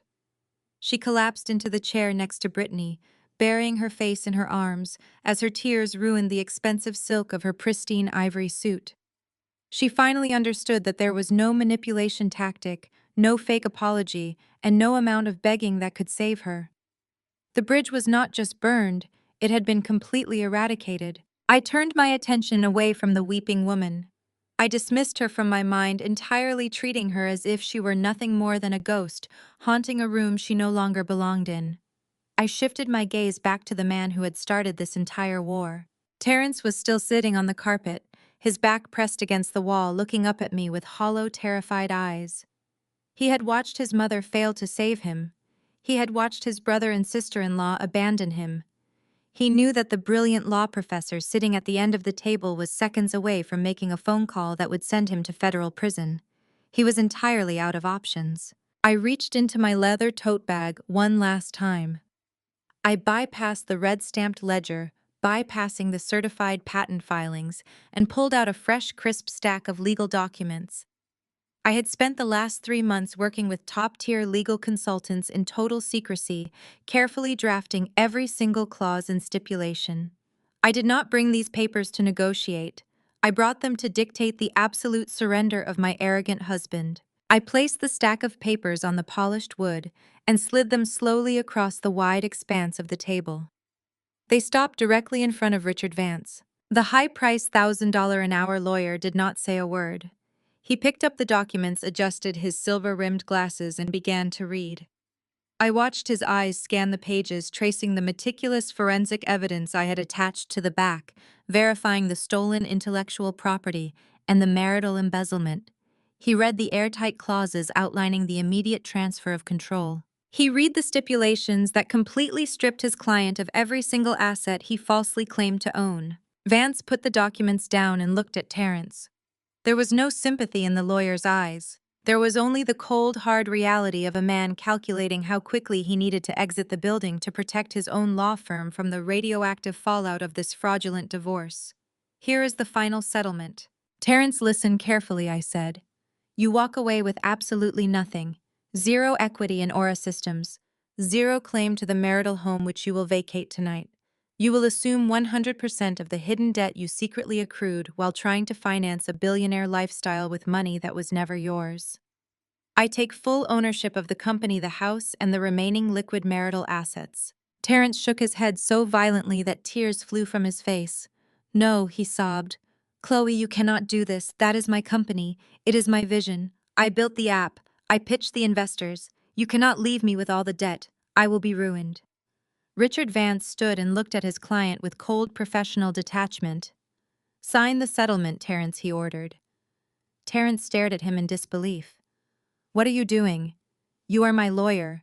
Fight this. File something. Stop her." "There is nothing left to fight," Vance replied. "She owns the foundational intellectual property. She has certified evidence tracing marital funds into the company through shell entities connected to your family. Your sister-in-law has just made a recorded admission that exposes every one of you to federal scrutiny. If you reject these terms, Professor Montgomery can make one phone call to Vanguard Capital and your valuation disappears before this mediation is over. After that, the financial records do not disappear. They become evidence." Terrence looked toward Elias. Elias did not threaten him again. He simply rested one hand beside his phone. That silence was enough. Vance placed a pen on the table in front of Terrence. "Sign now," he said, "or leave this room with no settlement, no funding, and a fraud case waiting for you. Those are the choices your own conduct created." Terrence stared at the signature line. His shoulders folded inward. The arrogant founder who had entered the courthouse expecting to buy 7 years of my life for $10,000 was gone. In his place sat a terrified man finally being forced to read the true cost of everything he had done. His hand shook as he picked up the pen. "Chloe, please," he whispered one last time. I said nothing. Slowly, painfully, Terrence signed his name. Vance took the document, checked the signature, and slid the executed settlement across the table to me. Terrence released the pen and collapsed forward in his chair, burying his face in his hands. The sound that came out of him was not anger anymore. It was defeat. I slid the signed settlement into my bag beside the red-stamped ledger. The sound of the zipper closing on my leather tote bag was the loudest noise in the room. It was the definitive sound of absolute victory. Terrence remained slumped over the mahogany table with his face buried in his arms, weeping with the kind of absolute despair reserved for men who realize their entire existence was a mirage. I felt no urge to comfort him. I felt no desire to kick him while he was down either. How was simply irrelevant to me now. He was a bad investment that I had finally written off, and the balance sheet was perfectly clear. I stood up from my chair, and the sudden movement caused Malik to flinch backward. Valerie was still weeping quietly into her hands, stripped of her country club armor, and reduced to a broken woman who had bet her entire social standing on a fraudulent son. Richard Vance was already packing the last of his files, refusing to make eye contact with anyone in the room. His only priority now was distancing his prestigious law firm from the radioactive crater Terrence had just created. I turned my back on all of them. I did not deliver a grand parting speech. I did not gloat. True power does not require an audience to validate it. I simply adjusted the strap of my bag on my shoulder and walked toward the heavy oak doors of the mediation room. I pulled the door open and stepped out into the brightly lit courthouse hallway, letting the heavy wood swing shut behind me, cutting off the pathetic sound of my ex-husband's sobbing. The air in the hallway felt entirely different. It was cool, crisp, and untainted by their toxic presence. For 7 years, I had been carrying the suffocating weight of Terrence's ambitions. I had been dragging his dead weight up a steep mountain while his family stood on the sidelines throwing rocks at my back. Now my shoulders felt incredibly light. I took a deep, slow breath, savoring the quiet, peaceful victory. The long marble corridor stretched out in front of me, empty and silent, offering a clear path to my new life. Suddenly, the oak door behind me burst open with tremendous force. The sharp, frantic clicking of designer heels echoed violently off the polished marble floor. "Chloe, wait!" The voice was shrill, panicked, and completely stripped of its usual aristocratic composure. I kept walking, keeping my pace steady, and my eyes fixed forward on the elevator banks at the end of the hall. I had no intention of engaging with whatever desperate scheme was chasing me. "Chloe, please stop walking. You have to listen to me." Brittany rushed past me and physically planted herself in the middle of the hallway, blocking my path. She looked absolutely deranged. Her perfectly styled blonde hair was disheveled. Her expensive makeup was smudged around the edges of her terrified eyes, and her chest was heaving under her silk blouse. This was the exact same woman who just an hour ago had stood in the lobby dripping in stolen diamonds, trying to hand me a predatory settlement while telling me to know my place. The transformation was staggering. "Please, Chloe," Brittany begged, raising her hands in a desperate, placating gesture. "I know what I said in the lobby was bad. I know I lost my temper and I was completely out of line, but you have to understand my position. Malik lied to me. Terrence lied to all of us. I had no idea the money moving through my maiden name was stolen directly from your personal accounts. You have to believe me." I did not stop walking. I did not slow down. As I approached her, I simply maintained my trajectory. Brittany held her ground for a second, thinking her wealthy tears would force me to engage. She thought her social status still commanded a response. But when she realized I was not going to break my stride, she frantically stumbled backward out of my way to avoid a physical collision. "If the IRS gets that ledger, it will destroy my father's accounting firm," Brittany pleaded, scrambling alongside me, her expensive heels sliding awkwardly on the polished floor. "The federal agents will freeze my family's trust funds. The scandal will ruin our reputation in Buckhead. We will lose everything, Chloe. You cannot do this to my family. We are innocent in this." I did not turn my head. I did not blink. I kept my gaze focused entirely on the silver elevator doors at the end of the long corridor. "We can make a deal!" Brittany cried out, her voice growing more hysterical as we neared the elevators. "Just you and me. My father has millions in liquid capital. I can write you a check right now. I can give you double whatever Terrence stole from you. I can give you $500,000 by the end of the day. Just please destroy the ledger. Do not send the transcript to the federal investigators. I will do anything you want. I will publicly apologize to you in front of the entire country club.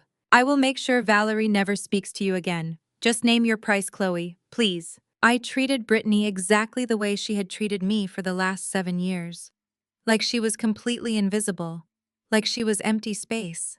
Like she did not even exist on the same plane of reality as I did. The psychological impact of my total apathy hit her harder than a physical blow.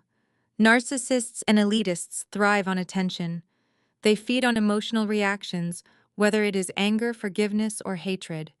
They need you to acknowledge their existence to validate their sense of self-worth. By giving her absolutely nothing, by refusing to even acknowledge the sound of her frantic voice, I was starving her fragile ego to death. She was offering me millions of dollars and begging for her life, and I was treating her like a speck of dust on a windshield. I did not need her father's money. I had just taken 100% ownership of a tech company poised for a $50 million valuation. I owned my house free and clear. I had my career, my dignity, and a massive arsenal of forensic evidence. Her money was worthless to me. "Chloe, say something!" Brittany shrieked, her voice breaking into a loud, hysterical sob. "You cannot just ruin my life and walk away. You owe me a conversation. You owe me a chance to fix this. Please look at me. I am talking to you. Look at me." I reached the elevator bank and pressed the down button. The soft electronic chime echoed in the hallway, indicating a car was arriving. Brittany stood right beside me, crying openly, her diamond tennis bracelet sliding down her shaking wrist as she wrung her hands in absolute terror. She was completely broken. The generational wealth and white savior complex that had shielded her for her entire life had been utterly dismantled, reducing her to a begging, trembling mess in a public hallway. The polished silver elevator doors slid smoothly open. I stepped inside the empty car and turned around, pressing the lobby button on the control panel. Brittany stood in the hallway, weeping loudly, her mascara running down her cheeks in dark, ugly streaks. She took a step toward the closing doors, reaching her hand out in one final pathetic attempt to secure her salvation. "Chloe, please," she gasped, her voice barely a whisper. I looked directly through her as the heavy metal doors slid shut, severing her from my life permanently. I rode the elevator down to the main floor, feeling the steady mechanical hum beneath my feet. I had won the war without shedding a single tear and without screaming a single insult. I stepped out of the elevator and walked across the vast marble lobby. It was the exact same lobby where I had been ambushed just hours before. The arrogant welcome committee from hell had been entirely dismantled, and their empire of lies was rapidly burning to the ground behind me. I pushed through the heavy glass doors and walked out into the bright, warm Atlanta sunlight. I walked down the concrete steps of the courthouse, the warm Atlanta breeze catching the edges of my trench coat. Elias Montgomery stood at the bottom, looking like a man who had just watched a masterful chess match. He extended a fresh cup of coffee toward me, his eyes crinkling at the corners with genuine respect. I took the cup, letting the warmth seep into my hands. The fierce adrenaline that had carried me through the mediation room was slowly fading, leaving behind a profound, steady calm. I looked back up at the towering stone pillars of the courthouse, and then back to Elias. "You did not just defeat them, Chloe," Elias said, his deep voice carrying over the ambient noise of the downtown traffic. "You systematically dismantled their entire psychological and financial foundation. I have sat in boardrooms with ruthless corporate raiders for 40 years, and I have never seen a hostile takeover executed with such flawless precision." I took a sip of the coffee. "I spent 7 years building that foundation for him," I replied. "It was only fair that I was the one to tear it down when he tried to lock me out of the house." Elias chuckled, a rich, resonant sound. He set his own coffee cup down on the stone railing and reached into the breast pocket of his tailored charcoal suit. He pulled out a heavy matte black business card. The Vanguard Capital logo gleamed in crisp silver ink across the center.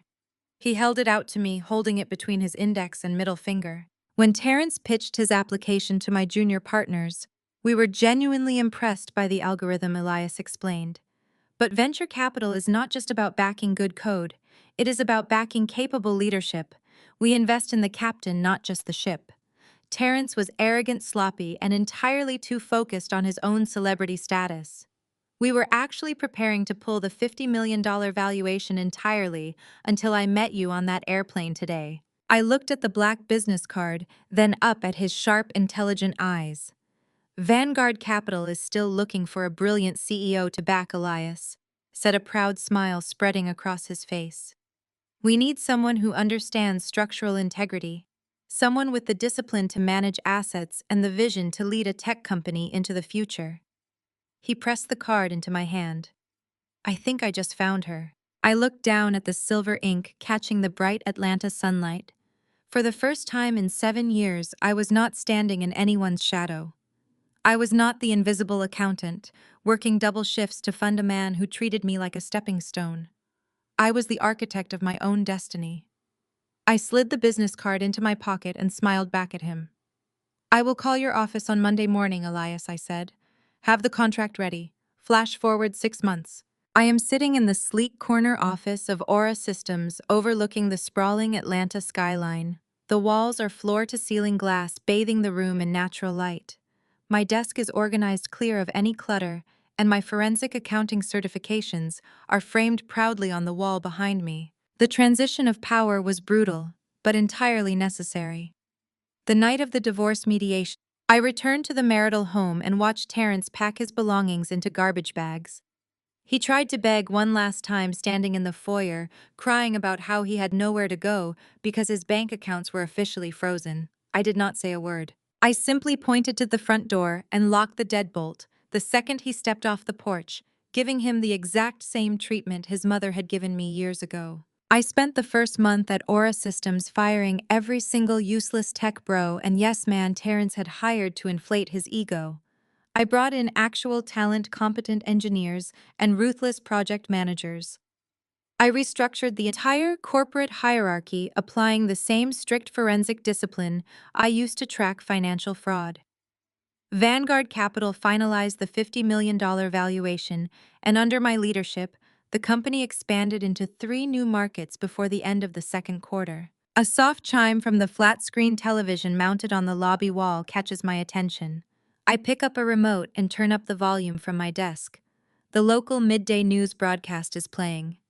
Federal indictments were handed down this morning in a sweeping tax evasion and corporate fraud investigation, spanning several high-profile Buckhead families, the news anchor announces, looking gravely into the camera. The screen cuts to live footage outside the federal courthouse. I lean back in my leather chair, watching the scene unfold with absolute satisfaction. Terrence, Malik, and Brittany are being escorted out of the federal building by armed agents. They are wearing handcuffs. The arrogant bespoke suits and dripping diamond tennis bracelets are completely gone. Terrence looks aged, terrified, and utterly broken, hiding his face behind a manila folder as reporters shout questions at him. Malik is walking with his head down, looking completely shattered. The IRS did not take Brittany's recorded courtroom confession lightly. The moment the federal agents received the transcript and my red-stamped ledger, they launched a full-scale raid on Malik's consulting firm. They traced the $80,000 of stolen marital assets right through the fake vendor invoices Brittany had signed. The fallout was catastrophic. Brittany's wealthy father, realizing his elite accounting firm was about to be implicated in federal money laundering, immediately severed all ties with his daughter. He threw Malik and Brittany entirely under the bus to save his own generational wealth.